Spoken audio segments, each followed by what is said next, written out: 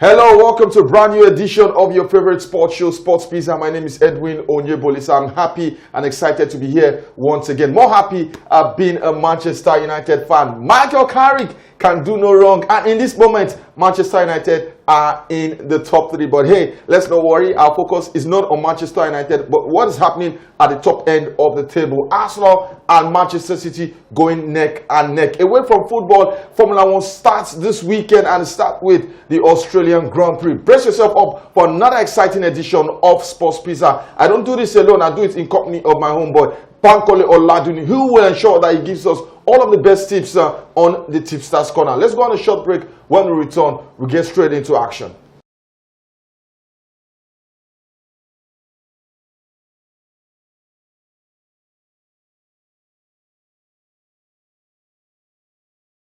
Welcome back. Sports Pizza is the name of the show, and my name is Edwin Onyebolise. Joining me on set, as always, is Bankole Oladuni. Banky, what's up? How you doing? Edwin, it was a boatload of exciting football. We had the London derby. We had Milan, doing Milan things, against Cremonese. Also, in the Spanish La Liga, it looks like it's going to be up until the final day before we can get a champion right there. But one thing, like you mentioned also in the intro, Formula 1 is coming back, and I think for the very first time in a long time, it seems like there is no outright favourites, going into the season. Yes, there is a driver that everybody knows is the most skilled driver, but in terms of cars, in terms of having a superior car, it seems like for the first time in a long time there's a balanced, gap in all of this. So I think it's going to be exciting. We will be spoiled with the amount of sporting content that will be upon us in 2026. All right, before we do Formula 1, let's start with football. And Arsenal had to get the points on board. Seeing that Manchester City have kept on piling up the pressure. But the conversation from Arsenal's season in its entirety, and I know we've had this conversation a couple of weeks ago, they are winning ugly in this moment.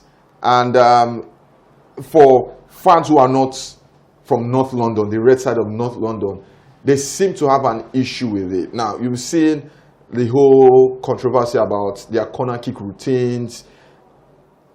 I know that, hey, it's a strategy. Do you get? You need to take advantage of those little chances that you have. Those are the differences between a point and 3 points, or 0 point and 1 point. I understand. But again, like I said, the routine where you grapple, you hold, at some point PGMOL has to step in. Yeah, I don't have a problem with Arsenal and their set piece. I don't have a problem with how they are going about their corner kicks. Yes, if we want to have a conversation about referees stepping in, I don't think there is a law or a rule that clearly states about all of the affairs that is going on in the But box. there's a rule that says when you hold but and you grapple. It has always been will I say a ruckus in the box whenever a corner kick? Not at this level, but now Arsenal. What Arsenal have done is they have amplified that chaos and they have taken advantage of that chaos. But Edwin, as long as the referees all through the season have been watching this corner kick routine, they've been watching Gabriel and Saliba roughing up people, they've been watching goalkeepers getting roughed up, and they don't have a problem with it, then it is not up to Arsenal. Like I said, I'm not saying it's up to Arsenal. Look, that's what I'm saying. At what point do you think the PGMOL need to step in and say, you know what, this is an infringement? Referees, you have every license. Even if you have to give 10 penalty kicks or make 10 penalty calls, you have to make. Again, this is not an attack on Arsenal, but it feels like they are more of the perpetuators than other clubs. That's what I think. I don't think so. I think it's only amplified because of the status of Arsenal and because they're in a title race. You watch Brentford, you watch Burnley, you watch all of these guys. Is the same thing. They don't. No. Even just look at it. Even in long throws. Yeah. It's always the same situation. There's physicality. I don't subscribe. But the moment you start holding the players, the moment you start pinning them down, until referees start calling infringements, then there's absolutely nothing wrong with what Arsenal is doing. There's everything wrong. No, I don't think That's so. why we're having this conversation. I think it is not up to the clubs or players to uphold the morality of the game. I'm not saying the no, players. No, because this is what people are doing. Because Arsenal are benefiting from this, there is a significant amount of spotlight on it, and I don't necessarily agree with that. I think every club side can do what Arsenal is doing. Every single club side have the choice to replicate what Arsenal is doing. Every single club side at some point this season have done what Arsenal is doing. The reason why Arsenal are doing it consistently is because they can. They have the ability to take advantage of it. No. The reason why they have the advantage to take. The reason why they do it consistently is because the law has not been enforced. Again, we are looking at it from the attacking side. Let's even look at it from the defensive side. Like I said, Declan Rice. How was that not a penalty? I thought that was a penalty. I thought excluding the handball. I thought the Saliba. Look, I thought the Saliba one was also a penalty. There was Declan Rice also. There was Saliba also. The blow on João Pedro's by David Raya. I thought that was also a foul. But I also think on the other side, that was Chelsea also roughing up Arsenal. You saw certain instances where Enzo Fernandez held an Arsenal player. I don't know if it was Nkapi or someone else. There were certain instances where Trevor Chalobah and the likes held on to Arsenal players also. So like I said, it is a situation of give and take. Arsenal are also on the receiving end of this whenever they are defending set pieces. It's just that in terms of physicality, they are heads and shoulders above every other person in the league.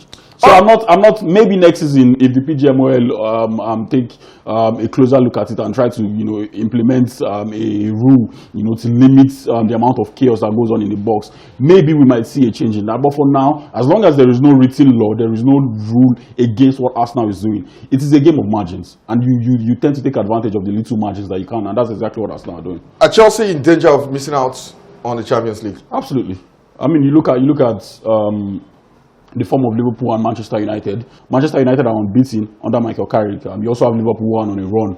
I think they've won their last 3-4 games, in Premier League. So I think for Chelsea, dropping points to Leeds, dropping points to Burnley at home, two newly promoted team. You look at the run of games that they will be having. This is also not, something that would inspire a lot of confidence amongst Chelsea fans. So I think in terms of chances of making, the top 4, maybe top 5 at the end of the season, it is a straight up battle between Liverpool, Manchester United, Chelsea and Aston Villa. But how things are panning out, with how Chelsea are playing, how Chelsea are losing their heads, the red cards, conceding unnecessary goals, losing leads, unable to hold on to leads. I think for Chelsea it probably might be much more difficult. I don't see Liverpool dropping off their form. I think at the end of the day they'll consolidate on this form. I think same thing can be said for Manchester United. United don't have the obligation of European games. So for Chelsea, I struggle to see how they will make the top 4. Except Aston Villa continues to fall off the cliff. Back to Arsenal. This time let's bring in Manchester City into the conversation. Bankole, in this moment there's little or nothing to separate both sides. The eyes of the world is firmly set on that game at the Etihad. And I think that game will decide who wins the Premier League title. Yeah, I think so too. I think for Manchester City, I think at this moment, I think they look like a team who have what it takes to beat Arsenal.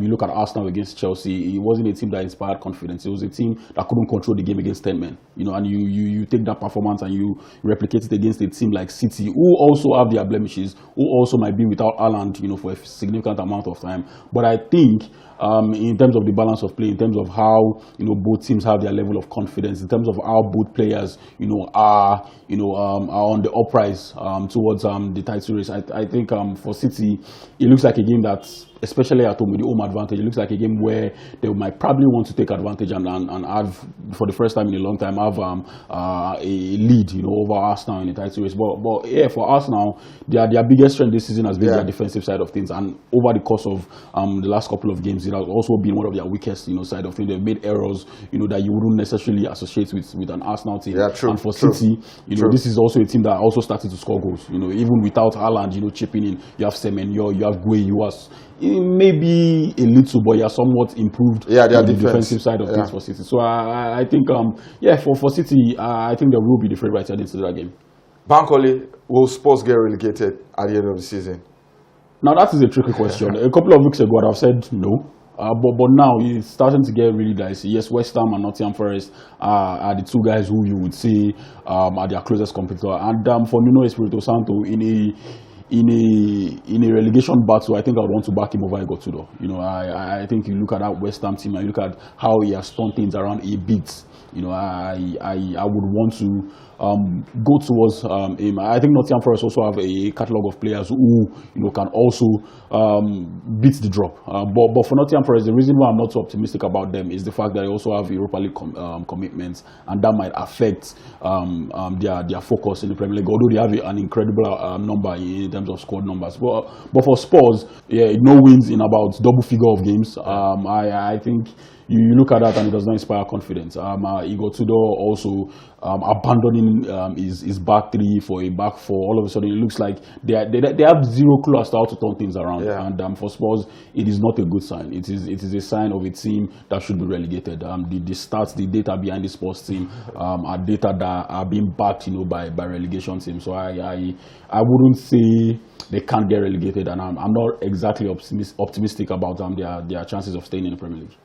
Away from the English Premier League, let's head straight to the Spanish La Liga. And this weekend, Lamine Yamal reminded everyone why people dubbed him as the heir to Lionel Messi. Finally, his first hat-trick for the club. Yeah, the heir to Lionel Messi might be a stretch, but yeah, the similarities are uncanny. He's a really good player, and I didn't understand the criticism that he got. I thought for a very long time, people forgot that he's just a teenager. Yeah. You know, and there are a lot of players who will probably never reach the levels at which he got to last season. So when you now expect him to now replicate that, it is always going to be difficult. Like I said, even if he doesn't get to that level, you know, he's still going to be a good player. How many players would you say, you know, played at that level in their career? Not to talk of a 17-year-old, 16-year-old who won the Euros with Spain, was vital all through that competition, got to the semi-finals, you know, of the Champions League, won the La Liga title with Barcelona. So I think for Lamine Yamal also, I think he suffered his first injury, or his first serious injury of his career, so it's always going to be difficult in terms of the mental side of things to come back from that. So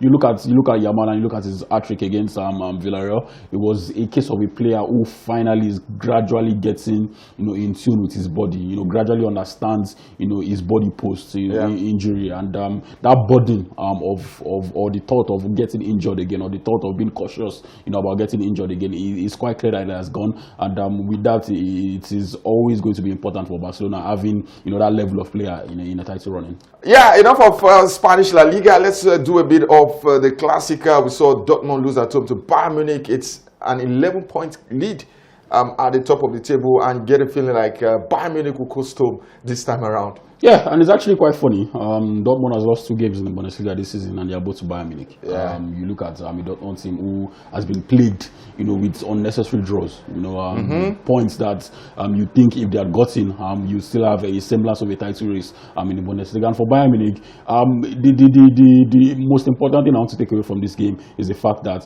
Harry Kane is the best player in the world. I don't know the metric. I don't know how he should be judged. But I don't think there is I think I agree with you. I don't think there is any individual award, both the Ballon d'Or, the FIFA Best, that should ignore the fact that this man is the best player in the world, regardless of the fact that he's playing with Bayern Munich, regardless of the trophies that he ends up winning at the end of the season. This is a man who, you look at the way he plays, you look at the confidence he exudes, you look at the amount of goals, you know, put together with how he also needs things together.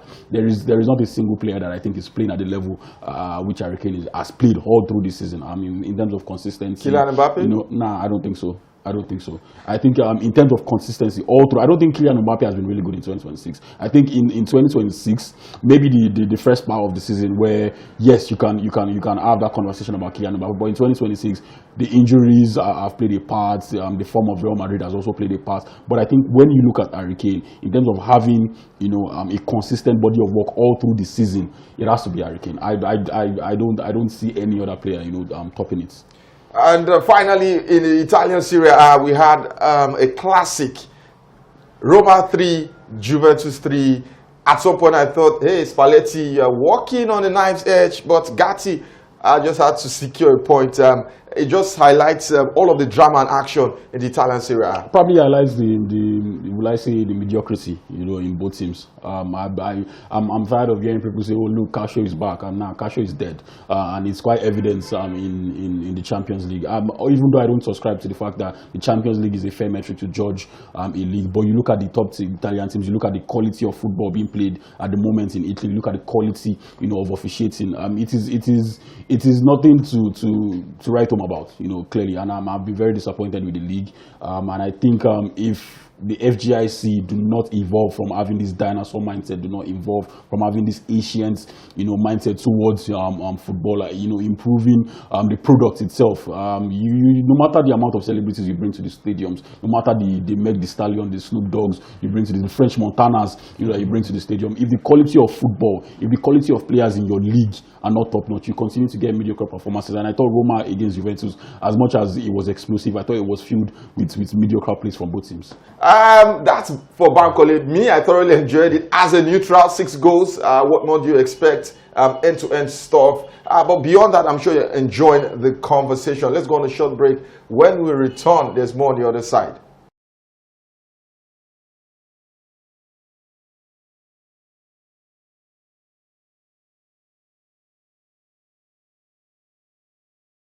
All right, welcome back from that short break. It's still Sports Pizza, Edwin and Bankole in the building. Banky is the money spinning UEFA Champions League. The draws for the round of 16 were held last week, and I just want us to quickly touch on it. So we have two sides of the draw. On the left-hand side, you have Paris Saint-Germain versus Chelsea, Galatasaray versus Liverpool, Real Madrid versus Manchester City, and Atalanta versus Bayern Munich. On the right-hand side of the draw, you have Newcastle versus Barcelona, Atletico Madrid versus Tottenham Hotspur. You have Bodo Glimt versus Sporting CP, and Bayer Leverkusen versus Arsenal. So because we don't have a lot of time on our hands, on the left-hand side and on the right-hand side, who are your picks to make the final? Let me start with the right-hand side because it's quite easier. Okay. You have Atletico Madrid, Barcelona, and Arsenal as the clear favourites. I think I'll go with Barcelona. Ahead of Arsenal? Ahead of Arsenal. I think I'll go with Barcelona. I think Arsenal are starting to crack. You look at Declan Rice, who has been their best player, being solved off for fatigue, and especially in this period of the season where you probably be having 2 games, per week until the end of the season. Having your best player being tired is not, a good sign. So I think in terms of stretching it, I think I will be going with Barcelona getting in the final. On the left-hand side, now this is where it gets tricky.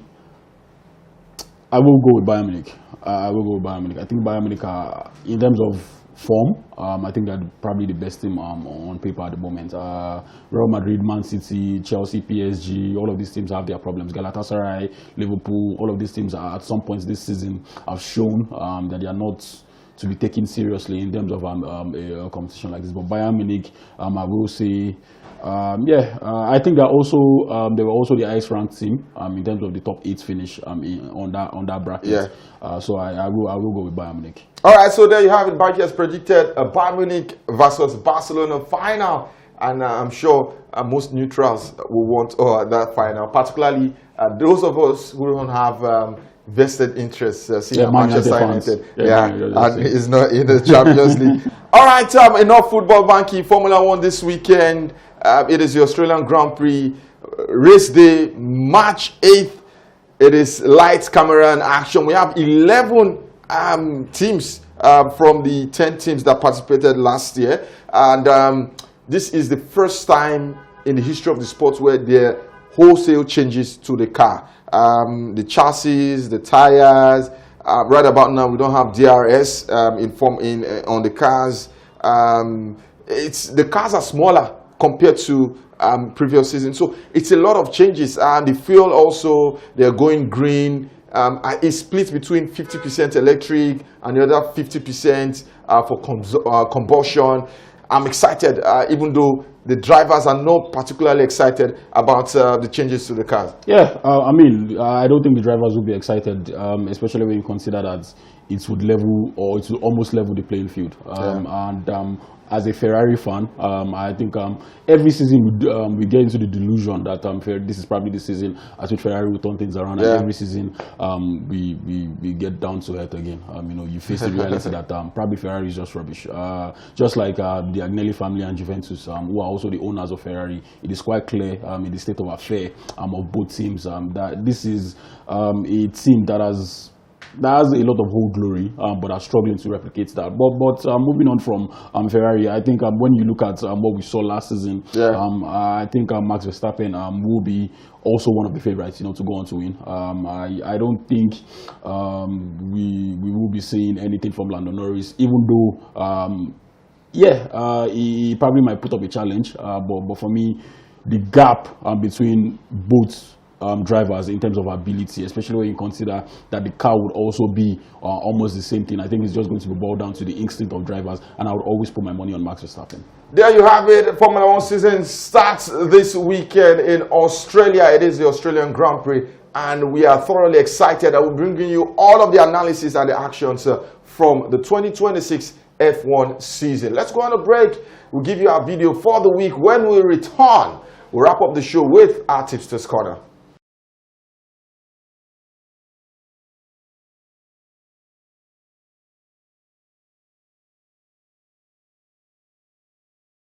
Welcome back. This is the final lap of the show. I'm sure you enjoyed that one. Banking straight up to our Tipsters Corner. We have two games for our audience today. We have from England, the FA Cup this weekend, Manchester City versus Newcastle United, and of course the Milan derby, Milan versus Inter. Yeah, let me start off with the FA Cup. I think Manchester City should be getting one over Newcastle in this game. Newcastle have had an atrocious form all through 2026. You look at Eddie Howe and some of the questionable decisions he has been taking in terms of player personnel, playing Walter Madi, your most prolific striker in midfield. So you look at all of that, and I think for Man City, they would want to take advantage of that. I think Man City are also, you know, a team that we've seen this fixture in the Carabao Cup.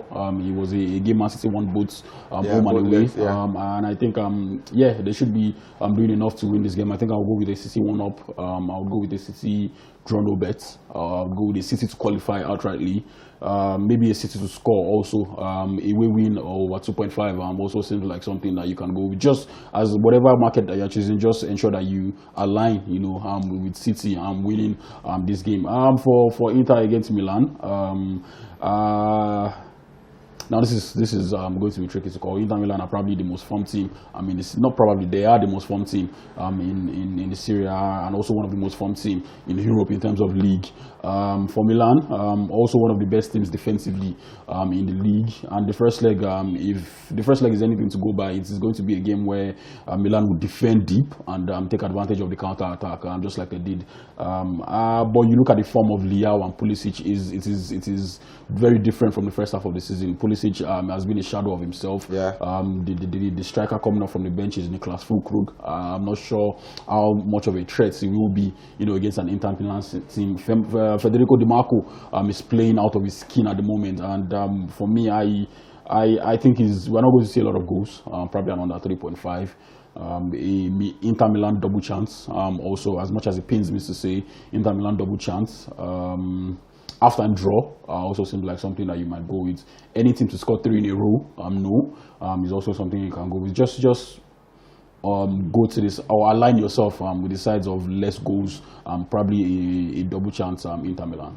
There you have it. Remember, we're not responsible for any bet loss. You have to be 18 years and above. But please, bet responsibly. That is the message from Sports Pizza. On this note, we want to thank everyone who's tuned in for another exciting edition of your favorite sports show, Sports Pizza. Remember to follow us on our social media platforms. The handles are showing on your screens. Banky, always a pleasure having you on set. Always good to be here, Edwin. And from me to our audience, have yourself a wonderful, wonderful weekend. And for me, Edwin, have a fantastic sporting weekend.